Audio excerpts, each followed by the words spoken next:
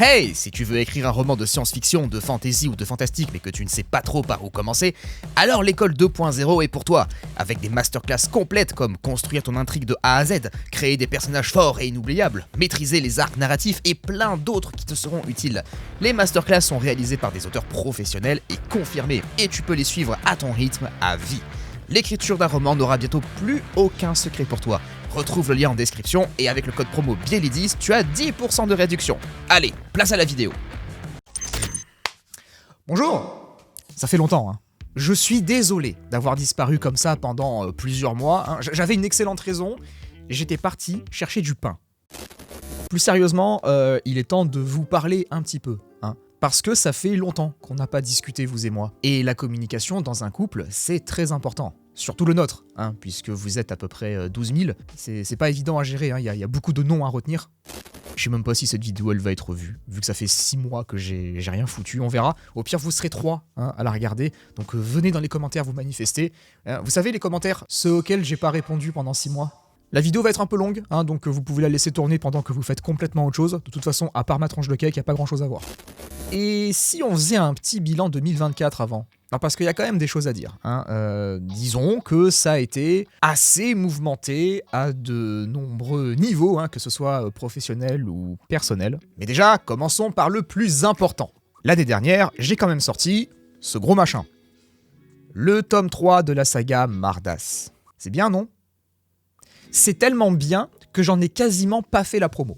Ça l'a pas empêché de se vendre, ceci dit, et je vous en remercie grandement. Mais j'y ai repensé, c'est vrai, il y a pas longtemps, et c'est vrai que j'ai rien fait de particulier pour la sortie de ce gros bébé qui m'a quand même demandé 3 ans de ma vie. Il y a pas eu de grosse vidéo, il y a pas eu d'event, IRL, j'en parle même pas. Le seul salon dans lequel j'ai foutu les pieds cette année, c'était celui de mon appart. Après, je vais pas faire mon Calimero, hein. J'ai eu des propositions pour faire des salons et des tables rondes, j'ai juste tout décliné comme un gros sac. Donc oui, je peux m'en prendre qu'à moi-même. Mais je vais pas le faire, parce que... je regrette pas. Je vais être honnête avec vous, cette année, artistiquement parlant, ça a été l'année de la flemme. C'était déjà le cas un petit peu en 2023, hein, où ça avait été une année un petit peu compliquée sur le plan moral. Et 2024, ça a été sensiblement la même chose, sauf que cette fois, j'ai tout fait pour que ça ne le soit plus à l'avenir. J'ai été dans une phase où j'en avais rien à foutre, mais absolument de tout, même de ça. C'est dire. Alors j'étais content de l'avoir sorti, mais le sentiment principal que je ressentais à son égard, c'était... ok, cool. Et ensuite, qu'est-ce que je fais ? Et il y a une raison à ça. Là, je vous raconte ma vie, je fais comme si j'étais en stream. Disons que ma situation personnelle, financièrement notamment, a fait que ma préoccupation principale de l'année dernière, 2024, était devenue ne pas finir à la rue. Mes revenus de créateur et d'écrivain me permettaient de payer mon loyer et quelques factures, mais c'était pas assez pour en vivre pleinement. Il a donc fallu à un moment donné que je cherche un deuxième taf pour m'assurer une certaine sécurité. Et autant vous dire qu'à partir de là, la chaîne YouTube, Twitch et mes romans sont devenus complètement optionnels. Et je pense que ça, vous pouvez le comprendre. L'urgence était là, il a fallu que je chamboule ma vie entière et j'ai passé l'année 2024 à monter un projet professionnel pour espérer m'en sortir et en même temps faire un deuxième taf qui ne me donne pas envie de sauter par la fenêtre. Tout ça en parallèle de mon autre activité d'écrivain. Je vais éternuer. Ah non! Mais non, vas-y, j'étais prêt là, le nez il vibrait, il faisait des chatouilles et tout là. Oh, je suis frustré. Ah, ça m'énerve. Ah non, il revient. Allez là, j'ai une vidéo à faire, merde. Tiens, je te mets une petite baffe le nez là. Hop là, voilà, ça t'apprendra ça à me faire des feintes. Oui. Et donc... Oui, désolé, si j'ai pas de voix non plus, je suis malade en plus de ça, donc c'est génial. Et donc, si vous m'avez pas beaucoup vu l'année dernière, c'est parce que j'étais en train de me préparer pour une formation avec un diplôme national à la clé. Une formation pour être conseiller funéraire et maître de cérémonie, autrement dit croque-mort, mais attention, le vrai croque-mort. Le monde du funéraire m'a toujours attiré d'une certaine façon, j'ai donc fait une première semaine d'immersion dans une pompe funèbre pour voir si c'était vraiment fait pour moi, si j'étais capable d'endurer certaines situations avant d'aller plus loin, et ça a été en quelque sorte la révélation pour moi. Suite à ça, j'ai monté un dossier pour me faire financer la formation, j'ai été accepté, j'ai fait la formation, J'ai eu mon diplôme et un CDI dans la même pompe funèbre qui m'avait accueilli la première fois. Tout ça s'est étalé sur plusieurs mois et en fait c'est pour ça qu'il n'y a pas eu de vidéo sur la chaîne. Je voulais me concentrer sur ce projet et me donner les moyens de le réussir. Alors, très vite, comme ça, conseiller funéraire, pour celles et ceux qui ne savent pas ce que c'est le chef d'orchestre dans l'organisation des obsèques. C'est lui qui organise tout de A à Z, qui est en contact avec tous les intervenants, religieux, police, mairie, médecins. C'est lui qui a la responsabilité du défunt et des funérailles dans son intégralité. Et en plus de ça, je suis aussi maître de cérémonie, c'est-à-dire que c'est moi qui officie pour les cérémonies civiles, que ce soit au cimetière ou au crématorium. C'est moi qui écris les textes. Ah bah quand même, je suis écrivain depuis 8 ans, autant que ça serve un minimum. C'est moi qui fais les prises de parole et qui gère les convois de A à Z. Donc beaucoup de responsabilités, ce qui contredit complètement mon premier souhait qui était de trouver un travail sans aucune responsabilité, avec le moins d'intérêt possible pour pouvoir me concentrer sur le reste. Mais vous savez quoi ? Ce métier, aussi stressant est-il, me rend heureux et je suis fier de me lever le matin pour m'occuper d'une famille dans le besoin. Voilà, ça c'est ce que je dis en général aux gens pour leur expliquer pourquoi le funéraire, blablabla. Mais vous n'êtes pas simplement les gens. Donc je vais être encore plus sincère. Oui, m'occuper des familles et des défunts, c'est ma mission principale et je l'exécute consciencieusement, blablabla. Mais je suis aussi écrivain avant tout. Et comme beaucoup d'entre nous ici, j'écris sur la mort. Que ce soit sur le plan physique ou spirituel, la mort fait partie des thèmes sous-jacents de la saga Mardas. Et le fait de me rapprocher autant de la mort m'aide à mieux la comprendre, à mieux la traiter. La mort intrigue, la mort fait peur, la mort fascine. Mon rapport à la mort, lui, est assez pragmatique. Je ne crois pas en la vie après la mort, et le personnage de Mardas non plus. Il l'explique très bien dans le tome 2 quand il révèle à Lézard la vérité sur ses origines. Pour en revenir à ce que je disais, me rapprocher de la mort en tant qu'écrivain m'aide à l'appréhender dans mes écrits. Par exemple, c'est tout bête, mais maintenant que j'ai été confronté à certaines choses, je sais que je n'aborderai plus ces aspects-là de la même façon qu'avant. Il y a des sens que je vais pouvoir un peu plus approfondir, comme le toucher, l'odorat et le visuel. De même pour le thème du deuil, qui fait partie d'un des thèmes principaux de la saga, je l'ai certes étudié pendant la formation, mais je l'ai surtout vécu sur le terrain avec beaucoup de familles, de personnes différentes, des situations différentes, et j'apprends beaucoup de tout ça. Et c'est même évident que ça va avoir une influence majeure sur la suite de la saga et même dans mes futurs romans plus tard. La mort fait partie maintenant de mon quotidien, je travaille pour elle désormais, et en tant qu'écrivain, c'est clairement une ressource inestimable. Alors attention, je fais pas ce métier pour écrire dessus. D'accord ? Je le fais avant tout parce que c'est dans ce milieu-là que j'ai trouvé ma place, mais autant lier l'effort à l'utile, en me servant de l'expérience que je suis en train d'acquérir pour pouvoir avoir une représentation fidèle de la mort, ou du moins une représentation telle que je la conçois à travers mes expériences dans mes romans. Voilà ce que je faisais ces derniers mois. J'ai enterré et crématisé une bonne 50aine de personnes, et je continue encore aujourd'hui, pas plus tard que hier, et demain, et après-demain. Et ça, si ça vous intéresse, je pourrais carrément travailler sur une vidéo qui traite de la mort dans la fiction et dans vos écrits. Ça pourrait être intéressant de voir comment on peut l'aborder et la rendre plus ou moins tangible en fonction de votre univers. Que ce soit au sujet de la décomposition des corps, ou comment faire disparaître un corps légalement, vous pouvez venir poser toutes ces questions sur mon stream. On pourra parler de législation et de cercueil toute la soirée, ça sera génial. Plus sérieusement. Est-ce que j'ai fait que ça en 2024 ? Non, j'ai fait même mieux que ça. Parce que 2024, c'est aussi l'année où je suis parti à l'aventure pour vous rencontrer. Et bordel, quelle aventure.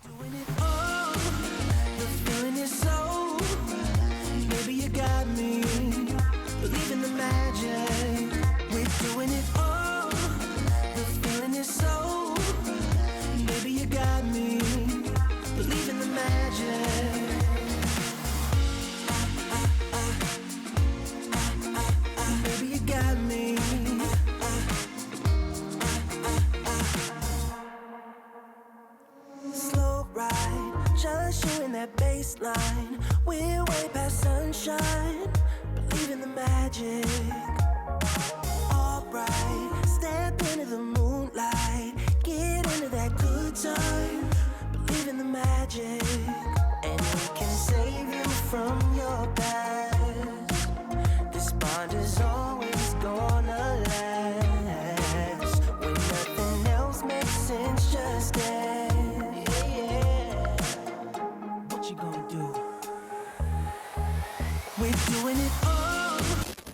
Ah, vous m'avez régalé. Sans déconner, sans mentir. C'est clairement un des plus beaux souvenirs que vous m'avez laissé de toute ma vie.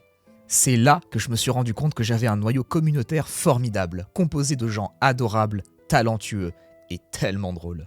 Ça n'a duré qu'un week-end, mais pour moi ce sont des souvenirs que je revis en permanence dès que j'ai un petit coup de mou. Je repense au moment qu'on a passé ensemble et tout de suite ça va mieux. J'espère sincèrement qu'on aura l'occasion de refaire une IRL. On va essayer, de toute façon, de s'en refaire une l'année prochaine. Ça nous laissera le temps d'économiser et de tout préparer, de mettre ça en place. Parce que ça me paraît inconcevable de pas recommencer. Dites-moi ce que vous en pensez, mais moi, j'ai envie de vous voir. Et vous, de votre côté, c'est probablement la seule occasion que vous aurez de me voir, vu que je fais ni salon, ni event, ni séance dédicace, parce que j'aime pas ça. Moi, j'ai envie qu'on se voit pour partager un vrai truc comme on l'a fait l'année dernière. Pour parler un peu chiffres. Alors, je sais que ça vous intéresse, les chiffres, mais moi, je vais vous décevoir.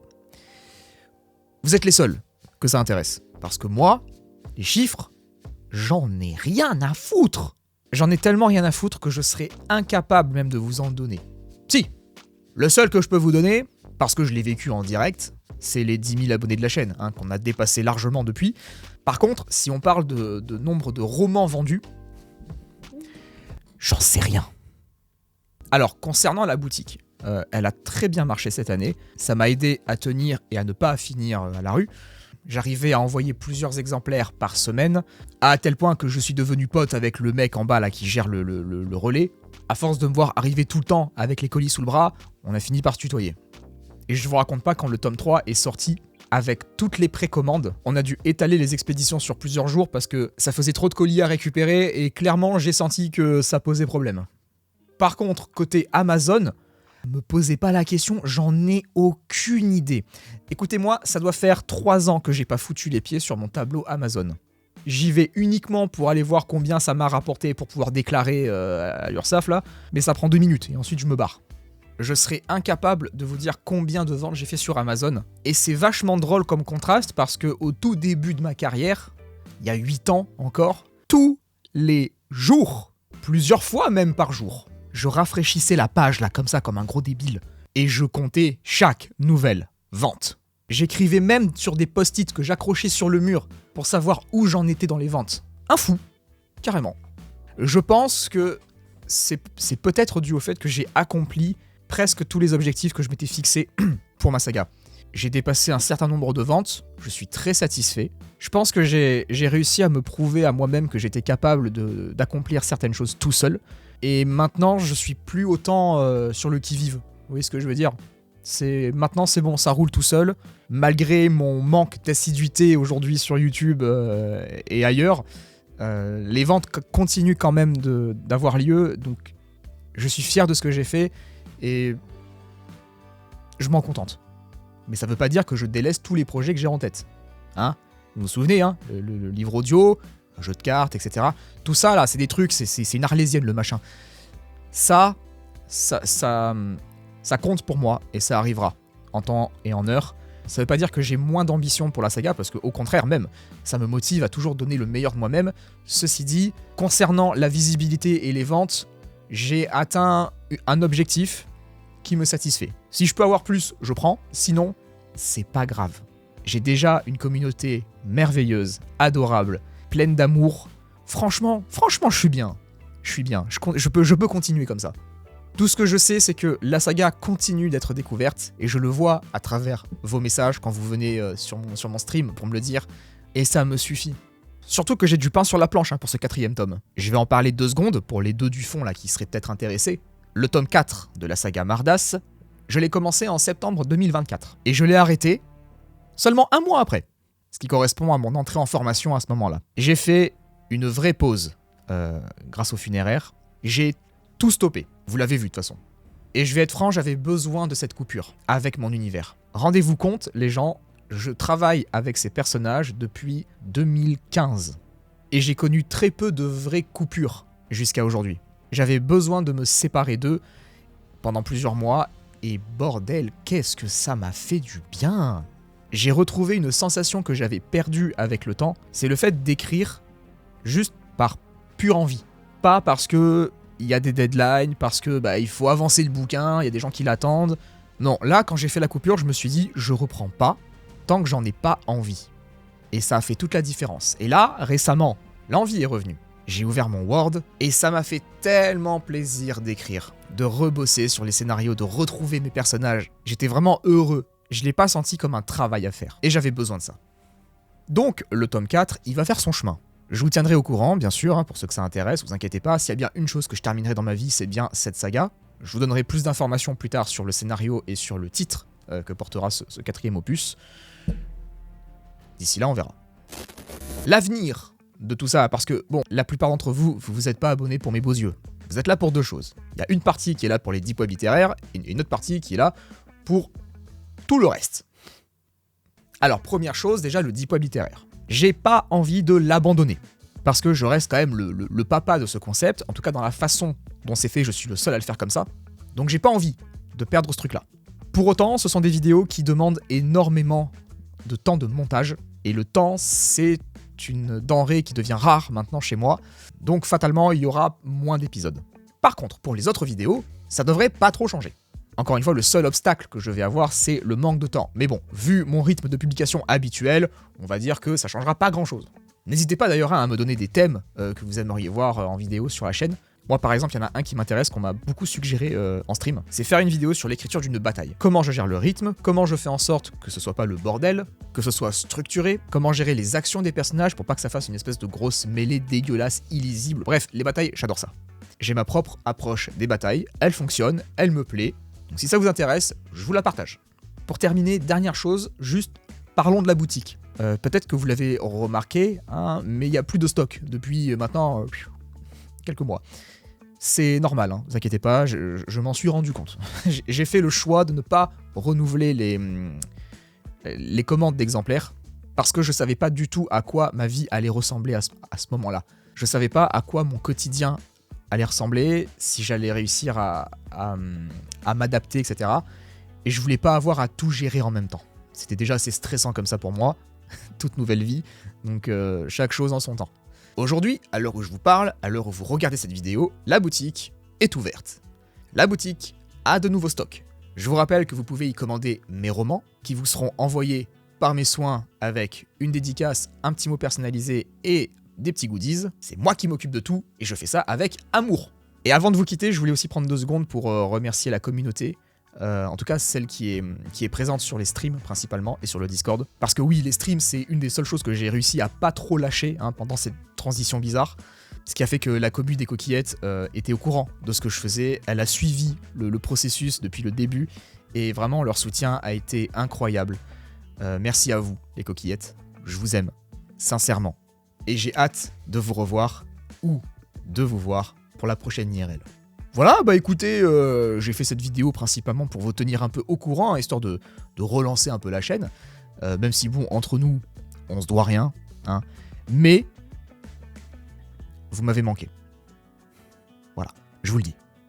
D'ici la prochaine vidéo, et j'espère qu'elle arrivera vite, prenez soin de vous. Des bisous. Ciao.